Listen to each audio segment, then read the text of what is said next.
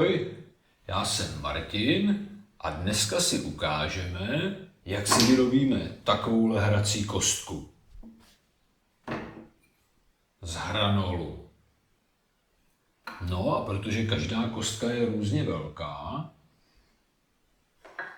tak to je proto, že my si můžeme vyrobit tu kostku třeba z takovýhodle hranolu, anebo třeba z takovýhodle hranolu. Zkrátka, čím větší hranol, tím větší kostka. No, ale aby jsme nemuseli moc řezat, tak si to dneska ukážeme z tohohle nejmenšího hranolu. Upneme si ho do svěráku truhlářské hoblice. To je speciální stůl, na kterým si truhláři vyrábějí nábytek.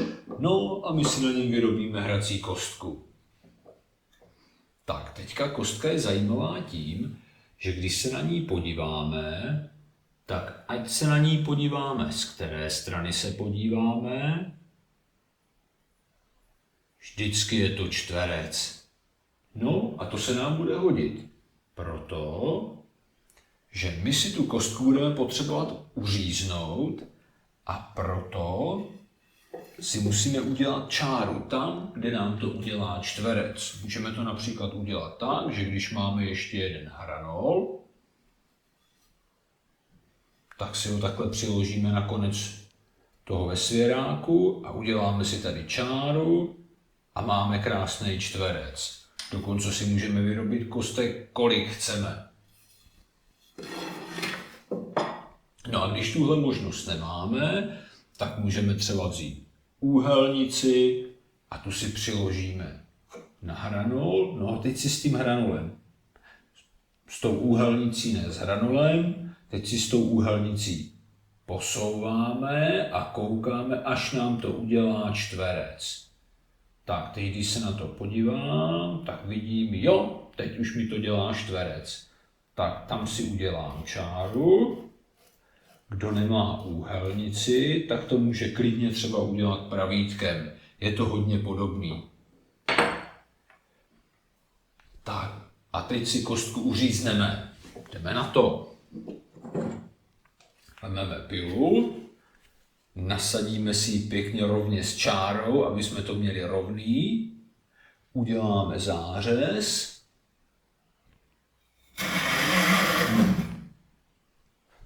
Tak máme zářez, nasadíme si do zářezu pilu, srovnáme si, aby jsme to měli rovný, řežeme. Na pilu nemusíme tlačit, pila je ostrá, pila řeže sama a my ji jenom vedeme. A snažíme se jí být co nejvíc rovné, aby jsme to měli krásně rovný. Dlouhý táhný řezy, nemusíme vůbec spěchat.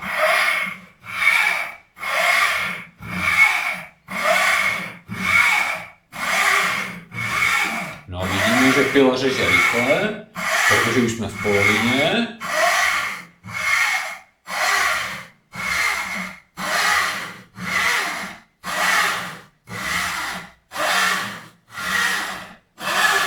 No a teďka, jak se blížíme ke konci, tak se nám mění i zvuk. A aby jsme si kostku neodštítili, tak už řežeme hodně jemně. Pilu si klidně můžeme nadlehčit, můžeme zpomalit a jenom hodně jemně dořezáváme. A podívejme, co to udělá.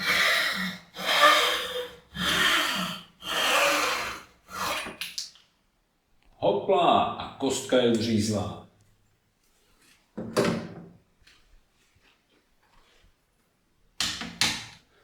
Tak.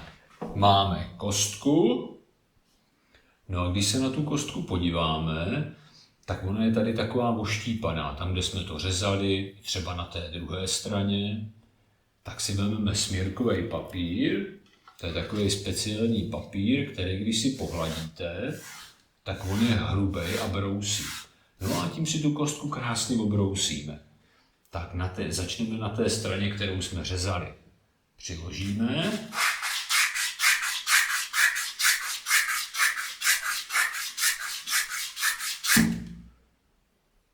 Tak už to máme hladký, druhou stranu, protější.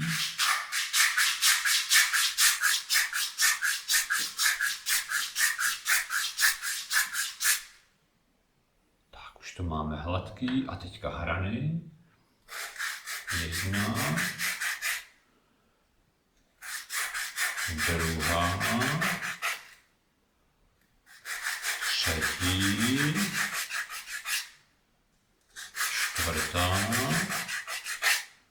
kostku otočíme, 1, druhá, třetí, čtvrtá. Tak, teď si kostku prohlídneme, jestli to třeba ještě nechce někde malinko dohladit. Tak já to ještě tady ty hrany trošku dohladím. No a máme krásnou kostku. Tak a teď si ji potřebujeme nabarvit. No jo, ale jak na to? Když si ji začnu barvit v prstech, tak budu mít prsty od barvy, kostku ulepenou, protože si ji budu tady chytat. Tak já jsem si na to vyrobil takového speciálního pomocníka. Podívejte se na to. Kolíček na prádlo s hřebíkem. Tady jsem protáhl nit, přivázal jsem si ji do toho očka, no a na její druhý konec jsem si přivázal hřebík. No a podívejte se, co se s tím dá dělat. Tak hřebík trochu zatluču co nejvíc do prostřed kostky. Tak kladívko, jenom trošku zatluču, tak stačí a podívejme se na to, hop a už mám držátko. No a kolíček, to hned uvidíme. Tak já už tady mám připravenou barvu, mám růžovou a žlutou a nádherný štětec. Tak naberu si barvu.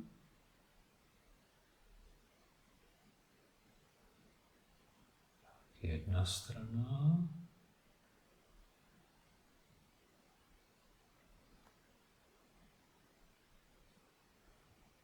Druhá strana.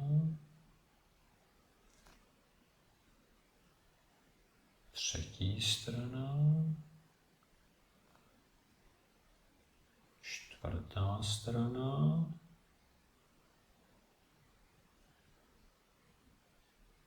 Pátá strana.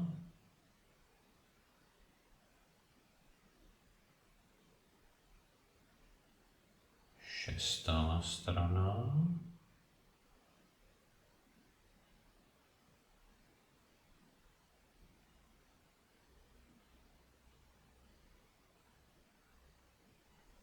Tak, teď si kostku prohlídnu. Jestli se mi to líbí, tak já si myslím, že to je dobrý. Tady můžu třeba malinko přidat.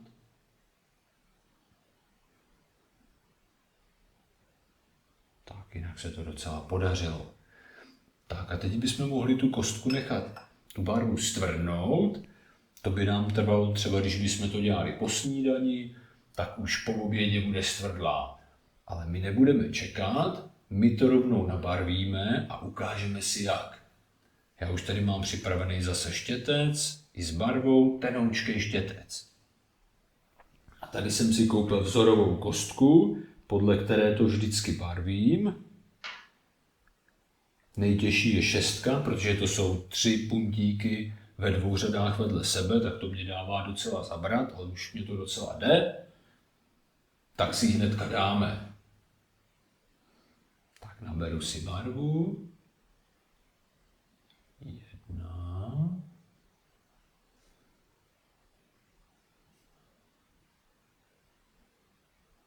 2.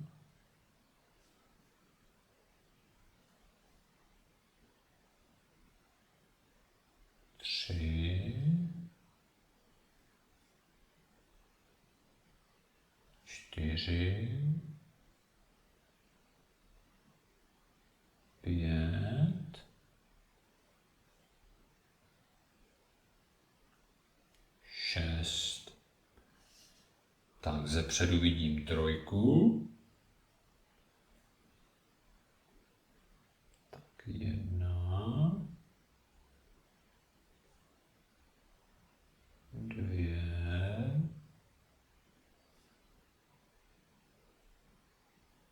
3. Ještě ji trošku přidám. Tak, tady ze zadu vidím 2.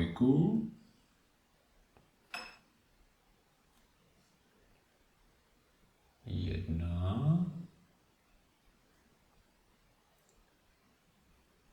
2. Tady vidím 5.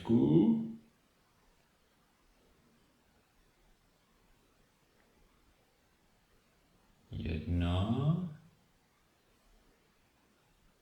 2, 3, 4,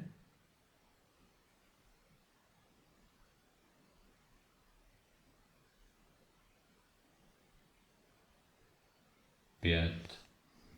Takže máme 2, 3, 5, 6, 4.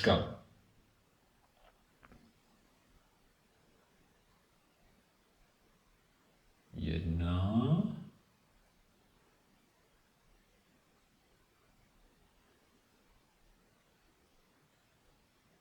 2,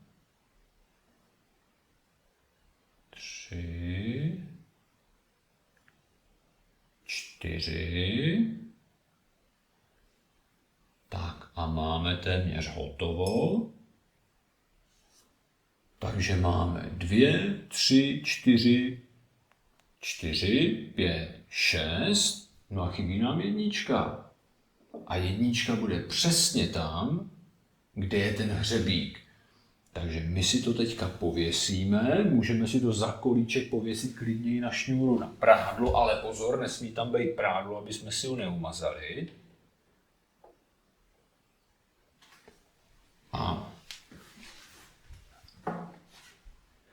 No a až bude kostka, až bude barva stvrdlá, takže to může být, když byste to dělali po snídani, tak třeba po obědě už bude stvrdlá, tak jenom jemně kleštičkama vytáhnete hřebík a žlutou barvou tam uděláte puntí a kostka je hotová.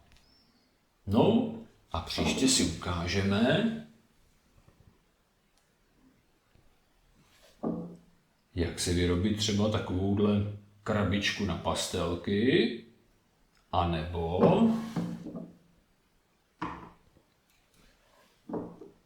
jak si vyrobit takovouhle kouzelnickou krabičku.